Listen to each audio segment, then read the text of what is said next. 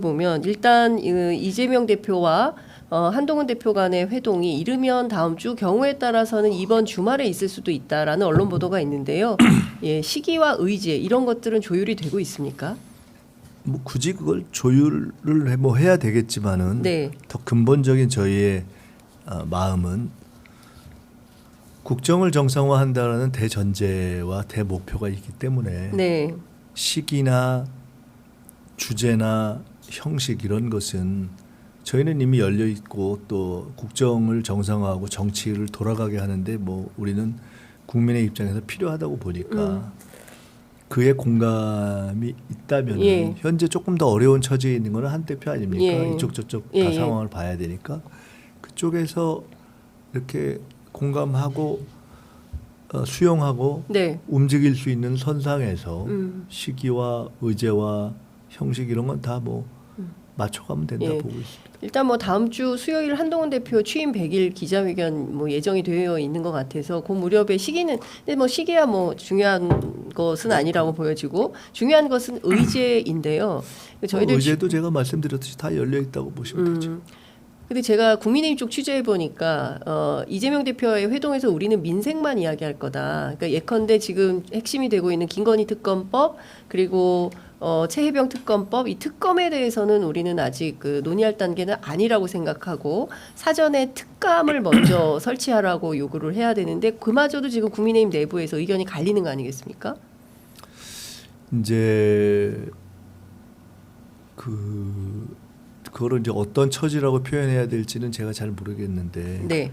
국민의힘 그리고 그 중에서도 이제 국민의힘 전체가 장악되어 있는 것이 아닌 한동훈 대표는 계속해서 윤석열 대통령과도 조금 다르고 국민들의 목소리를 반영하는데 100%는 하기 어렵고 근데 민주당과도 조금 다른 그 무엇을 자꾸 뭔가를 추구하잖아요. 네. 그래서 그 제3을 한다고 했다가 제3도 못하니까 그러니까요. 제4를 하나 하는데 그것도 꼭 하는 건 아니고 예. 그렇다고 제5를 해봐 이러면 꼭 제5를 하는 것도 아니고 예. 지금 이제 그 말씀이 모든 국민이 지금 모이면 본인이 그렇게 뭐 강하게 이야기했다고 하는 네. 뭐 저 김건희 문제 등등 당연히 논의되겠지. 이건 뭐 초등학생들이 생각해도 예. 생각할 수 있는 거잖아요. 네. 근데 이제 저는 지금 말씀하셨다는 그런 내용이 어디서 나온 기사인지 모르겠지만 예. 첫째는 상식에는 안 맞는 얘기죠. 예. 근데 이제 그런 얘기가 나오는 심적 배경과 구조적 상황은 이해가 된다. 그리고 이미 아는 바다. 네. 한동훈 대표나 국민의힘의 처지가 그런 거 아닙니까? 네. 국민의 목소리도 반영하면서 근데 윤석열 대통령과는 좀 달라야 되고 민주당과도 달라야 되는 그게 이제 그게 글쎄요. 이게 뭐 햄릿도 아니고 네. 뭔가 한 햄릿 뭐 이렇게 되는 건가? 하여간 그러면 고민을 계속 하시겠죠. 민주당 쪽에서는 그러면 그 최혜병 특검 때처럼 한동훈 대표가 요구하는 이를테면 뭐 제3자 추천 방안이라든가 또 하나는 명태균 리스트가 실제로 국민의힘 주변에 얽혀 있는 정치인들이 많아서 부표 가능성이 높기 때문에 명태균 관련된 이슈를 좀 빼주면 그러면 협상의 여지가 있는 거 아니냐라는 얘기도 나오는데요. 그 점은 어떻게 보십니까? 우선 명태균 관련한 것은 저희는 명태균 씨 관련해서 제기되는 이슈 중에 상당 부분은 본질은 아니라고 보고요. 아, 명태균이 본질은 아니다. 아니 명태균이 본질이 아닌 예. 것이 아니라 명태균과 관련해서 제기되는 여러 이슈 가운데 예. 명태균 씨 자신이 검찰에 조속한 소환을 피하기 위해서 던지는 연막탄이 많기 때문에 본질은 결국은 윤석열 대통령 김건희 부부 두 부부 사이와 명태균 씨 관계에서의 어떤 공적인 공천이라든가 이런 것과 관련된 주고받음 네. 그것의 관철 요 링크가 중요한 거지 나머지 뭐 국회의원 가운데 누가 거기서 뭐 돈이 싸니까 아니면은 숫자를 잘 주니까 여론조사를 뭐 의뢰했다 이건 사실 전혀 본질이 아니잖아요. 예. 그냥 그쪽 일이지. 예, 그렇죠. 그런 것이 중요하다고 보지는 않고요. 그래서 본질적인 것만 하면 되고 지금 뭐 워낙에 일이 많으니까. 네. 그리고 나머지는 지금 말씀하신 뭐 이런저런 거를 저 혹시 한동훈 대표 쪽에서 제3 뭐 이런 걸 하면 우리가 수용할 수 있느냐. 그렇죠. 그거는 우리가 뭐 한동훈 대표 어려운 처지에서 내는 궁여지책에 맞춰주는 사람들도 아니고 꼭 그래야 될 의무도 없고 예.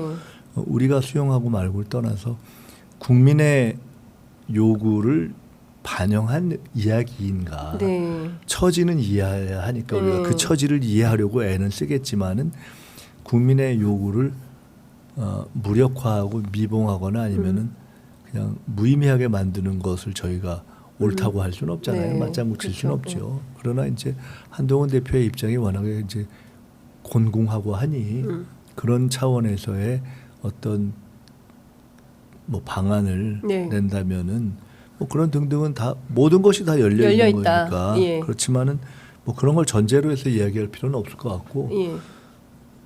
그러니까 뭐 제3이가 제4든 제5든 제6이든 제7이든 일단 좀 내놓고 예. 얘기를 하시는 것이 좋겠다. 일단 특검의 산을 넘어야 하는데 제가 어제 친한계 쪽에 취재한 바에 따르면 이재명 대표 손잡고 한동훈 대표가 특검의 산을 넘어버리면 그때부터 국민의힘 내부에서 배신자 프레임이 걸리기 때문에 절대로 민주당과 손잡고 특검을 통과시킬 수는 없다.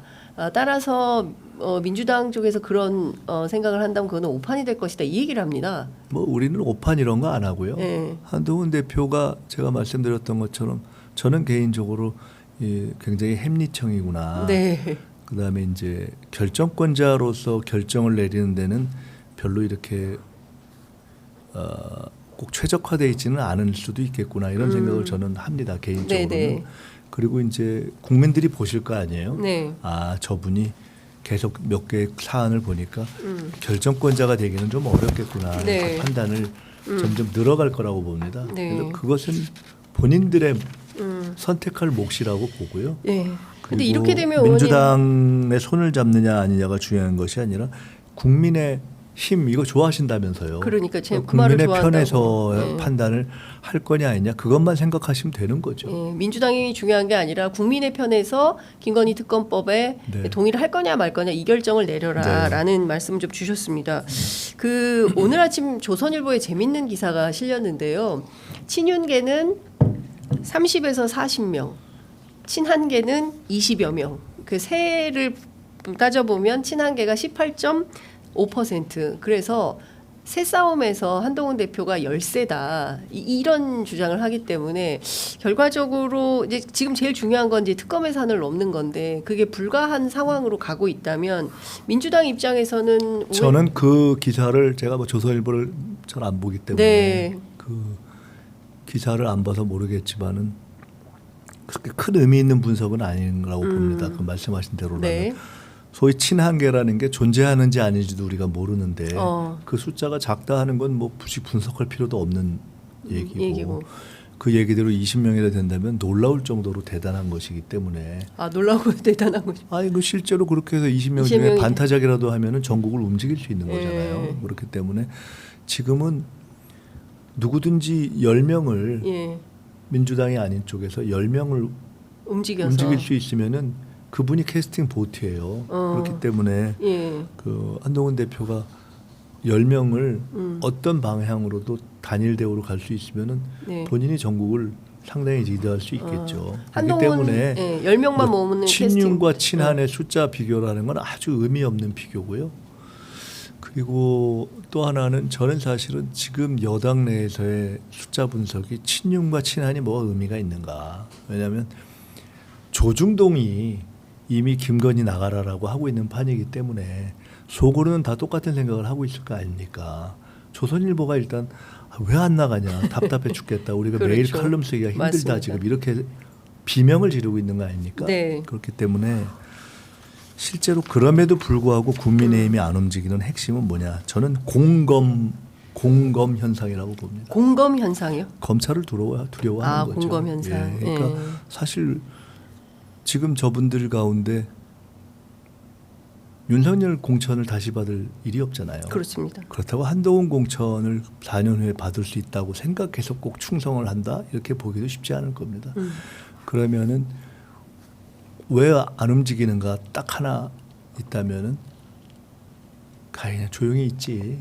검찰한테 괜히 이제 선거법은 끝났지만 네. 선거법도 하다 보니까 장동혁 최고위원 딱 가서 기소하는 거 보니까 야 저거 참 그러네 생각할 텐데 선거법 아니더라도 사안은 많고 이 검찰이라는 것이 뭐 이번에 그 검찰총장이 불기소 처분에 자기는 지휘권이 뭐 없다 이렇게 네. 해서 야간 모습을 보이면서 빠져나가려고 하는 뭐 이런 식이잖아요. 근데 그것이 아니어도 명태균 씨가 저렇게 지금 시끄럽게 해도 뭐 소환에 시읒자도 안 나오다가 강혜경 씨는 바로 불러가잖아요. 그렇습니다.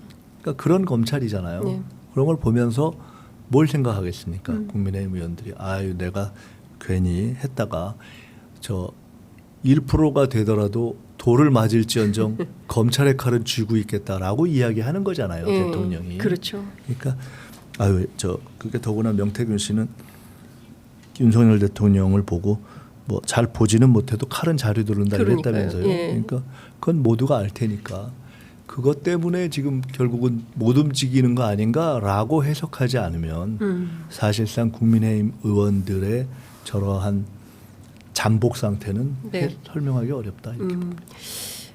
한동훈 대표가 11월 15일을 주장하고 있습니다. 바로 이재명 대표의 선거법 사건 관련해서 1심 선고 기일인데요. 김건희 리스크를 11월 15일 이전에 해결해야 한다 이런 주장을 하고 있습니다. 그 선고에 대해서 상당히 어떤 전망을 하고 있길래 이런 주장을 한다고 보죠? 총선 때 2조 심판론 얘기했다가 아무 의미 없는 거랑 같은 어리석은 주장이죠. 어리석은 주장이다. 그냥 예. 뭐 그게 무슨 의미가 있겠어요. 민주당 내부에서는 1심 선고를 어떻게 좀 뭐 아니 그걸 무의미하지 않습니까? 무의미하다. 법리적으로 이미 무죄라고 확신하고 있고 예. 혹시 그에 대해서 아주 무슨 뭐 먼지털이 하듯이 거기서 100% 무죄가 아닌 결과를 하더라도 그것이 무의미하다고 보고 있기 때문에 예. 어차피 이게 우리는 이 문제에 대해서 확신을 하고 있기 때문에 네. 이 문제가 걸림돌이 되지 않는다는 확신을 하고 있기 때문에 그에 대해서 한동훈 대표가 11월 15일 이재명 대표 선고를 갖고 기대하는 것은 아마 제일 큰 기대는 윤석열 대통령이라든가 이런 분들이 굉장히 이재명 대표 좋아하나 봐요. 이재명 대표만 바라보고 있는 거예요. 그러니까요. 네, 예. 거기만 바라보고 있는 거여서 아마 그렇게들 얘기했겠죠. 윤석열 대통령 측에서는 아마 그런 얘기를 내놓고 했을지 알지 모르겠지만 한 네. 대표가 뭐라고 하더라도 야 11월 15일 지나면 상황 바뀌어. 그러니까 자꾸 그러지 마 이렇게 하고 싶었을 것이고 네. 한 대표도 그 이후에 상황이 바뀔 수 있는데 우리가 기왕이면 좀 폼나게 있어야 되잖아요. 그 얘기를 하려고 그러는 거잖아요. 예. 그러니까 그런 이렇게 어리석은 얘기들을 하는 거잖아요. 그냥 뭐 레토릭에 불과한. 둘 다 어리석은 얘기라고 봅니다. 네. 그러니까 사실 1심에 불과한 것이고 민주당에서는 뭐 경우에 따라 무죄가를 확신하고 있지만 뭐 경우에 따라서 작은 티끌이라도 경우를 별로 생각할 하지 필요가 없다고 없다. 예, 알겠습니다. 근데 뭐 어쨌든 뭐 대법까지 갈 것이고 관련해서는 1심이 뭐 그게 중요한 변수가 아닌데 11월 15일을 강조하는 것은 그냥 상식적으로 볼 때 예, 이미 소위 저쪽에서 이야기하는 이재명 대표에 대한 사법 리스크라는 것이 무망한 기대라는 것이 이미 지난 몇 년 동안 다 확인되었기 때문에 네. 별 의미를 두고 있지 않습니다. 답답한 것은 국민들인데요. 뭐 윤석열 대통령이 김건희 여사가 많이 지쳐 있고 이미 대외 활동을 많이 줄였고 전례의 다른 영부인들에 비하면 훨씬 많이 줄였는데 더 줄이라고 하면 더 줄일 것이고 뭐 이것 그리고 이제 특감은 뭐 여야가 추천하면 할 건데 여전히 이제 북한인권재단 이사 문제를 걸고 있고 뭐 이런 이슈들에 대하여 해법이 아닌데 그 특감으로 해결을 하겠다거나 뭐 김건희 여사의 활동을 줄이겠다거나 이 문제로 되겠습니까? 그건 뭐 굳이 저한테 묻지 않으셔도 그러니까요. 참 답답해서 여쭙는 거고요. 왜냐하면 많은 국민들이 더 지쳐 있거든요. 김건희 여사보다. 네. 네. 어떤 분들은 댓글창에 김건희 여사 때문에 내가 밥이 안 넘어간다. 이제 이런 말씀들도 하시는 정도입니다. 이제 저는 흔히 이야기하는 어떤 공격과 비판과 네거티브는 여전히 필요하고 또 그것을 실현하기 위해서 어쨌든 이렇게 정의를 실현해야 되는 것이고 그 점에 대해서 저희가 계속 이제 고민하고 방법도 찾고 그렇게 해야 되겠지만은 네. 그것은 야당이 굳이 이야기하지 않아도 될 만큼 다 모든 것이 나와 있고 김건희 그대로 두고 안 된다는 것도 다 알고 있고 윤석열 대통령 이대로 국정을 이 상태로 못 끌고 간다는 것도 다 알고 있기 때문에 네. 그 얘기를 더 막 이렇게 저렇게 근사하게 보태고 핏대를 높이고 목소리를 높이는 것이 현재 야당의 주된 과제는 사실은 아니다고 봅니다. 그것을 실제로 그러니까 판을 바꿀 수 있는 프레임을 만들어내는 것이 저희의 숙제인데 아까 말씀드렸듯이 근본적으로 갖고 있는 의석의 한계가 있어서 고민을 하고 있는 것이고 네. 그거를 높이는 길을 계속 찾아서 저희들이 혹은 특검 혹은 국조 혹은 이런 상설 등등을 특검, 계속 방안을 내면서 압박을 높여가는 것이고요. 예. 그와 함께 더 중요한 것이 이제 지금 말씀하셨던 것처럼 이런 과정에서의 국민들의 어떤 자포자기 상태가 되지 않으려면은 그래도 우리는 최악의 경우에도 네. 이런 상황을 대체해 갈 수 있는 또 우리는 준비를 하고 있다. 예. 그런 거 아니겠습니까? 예. 그런 의미에서의 포지티브 영역을 또 만들어 가야죠. 집권플랜본부 총괄본부장 맡고 계신데요.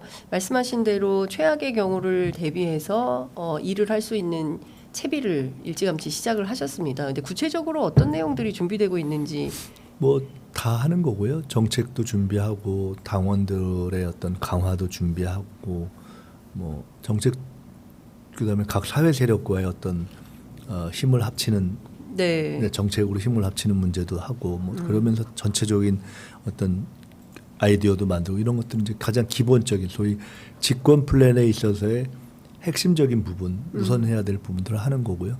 제가 어제 시작할 때 첫 그 오프닝을 할 거를 우리의 슬로건이랄까 우리의 기치는 스피드 그리고 포지티브다. 네. 예, 그러니까 우리는 국민이 원하는 대안을 긍정적이고 적극적이고 창조적으로 그리고 매우 신속하게 속도감 있게 한다. 아주 동시다발적이고 굉장히 빨리 생각하시는 것보다 훨씬 빨리 행보를 할 겁니다. 네, 앞서 이제 4분 말씀하셨습니다. 어제 CBS 라디오 인터뷰에서 윤석열 대통령, 한동훈 대표가 만난 그 면담 장면 사진 보시면서 이것은 옹졸한 이별식이다 이렇게 평가를 하셨어요. 끝내 4분으로 갈라지겠습니까? 왜냐하면 전직 검찰 출신들은 사실상 한 몸이기 때문에 샴쌍둥이라서 그 사람들 못 갈라진다. 결국 한 편이 될 거고 전두환 노태우식으로 가려고 할 것이다. 이런 전망합니다. 의원님 어떻게 보세요? 그러면 갈라지지 못한 이별이 되겠죠. 네. 갈라지지 못한 이별? 예. 이미 갈라져 있는 것이고 예. 갈라져 있는데 집을 서로 나가지 못한다는 그 집 나가면 너무 추우니까 이런 정도지 그게 마음을 합쳐서 정말 앞으로 우리 따뜻하게 서로 같이 잘 살기로 해요. 이런 건 아니잖아요. 그러니까 우리는 서로 싫어하는 걸 알고 있어요. 그렇지만 나가면 너무 추우니까 그냥 서로 방은 달라도 그냥 있기로 해요. 이런 정도인 거지. 큰 의미가 있겠습니까? 네. 국민의힘 주변에선 이런 이야기가 들립니다. 한동훈 대표 친한계가 표를 모으고 있다. 그래서 한 34표 정도 현재 어제 저녁 기준으로 34표 정도 모았다라고 얘기를 하고 지금은 모르겠지만 재의결 단계에서 무기명 투표할 때는 특검이 통과될 수도 있다라는 얘기를 기자들에게 하고 있습니다. 좋은 말씀이라고 봅니다. 근데 아까 말씀드렸듯이 중요한 것은 이제 실제고요. 중요한 것은 행동이고 중요한 것은 표이고 그래서 지금 아까 말씀처럼 34표가 중요한 것이 아니라 10표만 있어도 세상은 변하는 것이고 그렇기 때문에 그렇게 말로 그걸 기자들한테 하는 것이 중요한 때가 아니고 행동으로. 네. 그리고 그렇다 하면은 여야 간에 만나서도 진짜 국민이 원하는 중요한 정치적 문제는 빼놓고 민생도 중요한 거지만 그냥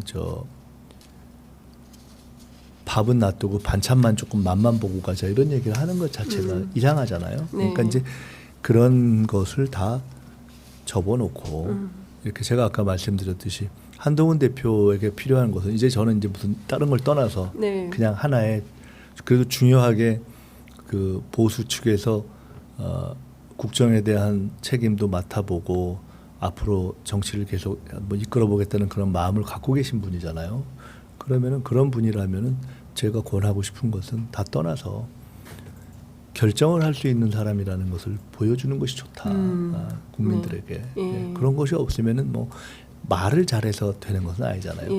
아마 그것 때문에 그 윤석열 대통령이나 김건희 여사도 그냥 좀 쉽게 보는 거 아닌가 저는 그렇게 봅니다. 예. 그 앞서 의원님 국조, 상설특검 이 두 가지도 되게 중요한 그 의제 중에 하나라고 볼 수 있지 않겠습니까? 뭐 아주 중요한 의제라기보다는 그런 것들은 그냥 조금 여러 가지 큰 문제들을 하는데 필요한 방법론에 해당하는 정도의 일들이겠죠. 예. 그러니까 뭐 국조도 상설특검도 다 가능성이 있다, 열려 있다 이렇게 봐야 되겠죠. 아니, 그런 건 뭐 굳이 뭐 여야 간의 대화를 할 필요도 없는 일들 네. 아닙니까? 예. 그 이번 뭐 굳이 한다면은 자연스럽게 할 수 있는 것이고. 이번 주에 이제 국정감사가 대체로 마무리가 되면 이제 다음 주부터는 이제 본회의를 통해서 또 법안을 통과시킬 수 있게 되는데요. 빠르면 김건희 특검법 이제 민주당 발의를 해놓은 터라 다음 주에 표결을 하게 될까요? 어떻게 전망해야 되겠습니까? 그건 뭐 표결보다 중요한 것은 네, 이제 통과니까. 통과죠. 예. 예. 그것을 할 수 있다고 가장 판단되는 적절한 시기에 예, 원내가 판단을 할 거라고 봅니다. 네. 속보가 하나 들어와 있는데요. 북한의 쓰레기 풍선 낙하물이 대통령실 청사에 낙하되어 있다는 소식이 들어와 있습니다. 의원님 지금 국회 국방위 소속이시기 때문에 다른 거 몰라도 지금 무인기 문제, 북한군의 러시아 파병 문제 이런 것들이 공식 확인이 되면서 안보 불안이 커지고 있습니다. 이 문제는 좀 저희가 어떻게 봐야 되겠습니까? 부끄러운 지금 그 속보대로라면 굉장히 부끄러운 일인데 네. 이게 뭐 이 정권이 이렇게 잘못했다고 해서 그거를 그냥 뭐 질타하기도 부끄러울 정도의 일이어서 일단은 그렇게 인지하고 이미 그 대통령실을 옮길 때의 어떤 방공 능력을 고려하지 못한 점, 그 다음에 남북 간의 그 현재 뭐 오물풍선이나 무인기 등등이 오갈 수 있게 되는 어떤 실마리 중에 하나라고 보이는 대북 전단 문제를 적절하게 관리하지 못한 점 등등에 대해서 국민들께서 이 모든 상황에 대해서 조금 더 깊이 생각을 해보셔야 될 상황이 이제 피할 수 없이 왔다 이렇게 봅니다. 그 국방부 장관이나 안보실장은 절대로 북한이 전쟁은 못한다라는 확고한 인식을 갖고 있습니다. 그런데 전쟁이라는 것이 뭐 예고하고 떨어지는 것이 아니기 때문에 국민들은 상당히 불안한데요. 민주당에서는 그 최근의 안보 상황을 좀 어느 정도로 인식을 하고 계신지요? 그리고 뭐 이 정권의 안보 인식이라든가 대처 능력이 네, 북의 오물풍선이 절대로 대통령실에 안착할 일은 있을 수 없다라고 말했을 분들이기 때문에 뭐 그냥 그분들의 이야기를 꼭 100% 우리가 이렇게 인정하면서 한반도 안보 상황을 볼 정도로 우리가 나이브하게 세상을 보기는 어려운 거 아닌가 이렇게 봅니다. 네. 하여간 전쟁 나면 큰일 나니까요. 하여간 뭐 정보의 촉각을 곤두세워야 되지 아까 않을까. 예. 말씀드린 것처럼 예. 저는 최근에도 이제 당에서 얘기를 하면서 그런 말씀을 했는데 93년에 북핵 1차 위기를 김대중 대통령이 그때 이제 정계를 은퇴해서 영국에 가 있는 상황에서 일괄 타결, 패키지 딜, 카터 방북을 국제사회에 제안하면서 네. 이렇게 새로운 실마리도 열고 국민들이 결국은 김대중이 필요하구나 네. 이런 생각을 했고 저도 그때 비로소 진심으로 김대중이라는 지도자를 제가 이제 전적인 지도자로 제가 딱 인정을 했던 개인적인 계기가 되었는데요. 네. 지금은 민주당과 또 이재명 대표가 이러한 한반도 위기에 답하고 또 네. 대안을 제시하는 것이 이 모든 일 중에서 가장 중요하다고 생각하고 있습니다. 끝으로 하나만 여쭤보도록 하겠습니다. 중앙일보가 오늘 북한 대남전단을 입수를 했는데요. 김건희 여사를 맹비난하는 내용이 포함되어 있다고 합니다. 현대판, 마리앙뚜아네트 등의 표현이 담겨 있고 해외 순방 착용한 목걸이, 팔찌, 브로치 가격이 다 담겨 있다고 하고 대통령실 인근에서도 발견이 됐다고 합니다. 그 대북 전단을 네. 과거에 이쪽에서 그 일부 탈북 단체들이 보낼 때 김정은과 김정은의 무슨 뭐 이 여성 뭐 문제 이런 것들을 막 이렇게 해가지고 자극적인 걸 해서 보냈다는 거 아니에요? 그것 때문에 그렇죠. 그쪽이 예, 되게 자극받았다는 거 자극을 아닙니까? 받았다. 그런 일이 실제고 또 실제로 그런 일이 뭐 그렇다면은 그 입장에서는 그렇게 가령 분노했다면 지금 보내는 것들에 그런 것들이 뭐를 담으려고 했겠다 이런 생각이 드네요. 네. 이제 국감 가셔야 되기 때문에 보내드려야 돼서요. 마무리 한 말씀 듣고 정리하겠습니다. 그 정권이나 대통령, 그러니까 정권을 비판하고 윤석열 대통령의 무능을 비판하는 국민의 목소리에 뭐 한 목소리를 더하고 김건희가 나쁘다라는 것에 대해서 뭐 모두가 아는 개탄을 더하는 것이 야당의 지금 본질적 과제다라고 생각하지 않습니다. 네. 이것을 실제로 변화시켜내는 숙제가 저에게 있다고 보고 또 그렇게 안 되어 있는 본질적인 어떤 의석의 한계를 너무 뼈아프게 생각하고 있고 그렇지만 이것을 극복하기 위한 방책을 진지하게 계속 찾고 있고 또 이 과정에서도 어떤 대안을 만들어서 어떠한 실마리를 찾더라도 그걸 하려는 노력을 하고 있고 그런 과정에서 저희가 여야 대표회담 제안도 하는 것이고 또 집권 준비도 박차를 가하는 것이고 그렇습니다. 그래서 그런 부분에 대해서 저희가 진지하게 계속 해나가겠다는 말씀, 책임감을 중하게 느끼고 있습니다. 네. 요거 하나만 여쭤볼게요. 금투세는 어떻게 되는 겁니까? 뭐 금투세는 이미 저희가 충분히 예. 논의를 했고 네. 충분히 어떤 정도의 생각을 공감대라 하는 것들도 우리도 확인했고 국민들도 아시고 네. 그리고 그것을 적절한 시기에 결정하겠다고 위임받은 것도 이미 아시고 다만 우리가 그거를 논의할 시간과 기회가 없을 만큼 너무나 많은 일들이 터진 걸 또 그것들도 국민들이 아시고 맞습니다. 그래서 뭐 국감이 거의 끝나가고 하기 때문에 적정한 시기에 정리할 수 있을 거라고 봅니다. 네. 알겠습니다. 오늘 말씀은 여기까지 듣도록 하겠습니다. 말씀 잘 들었습니다. 네. 감사합니다. 네.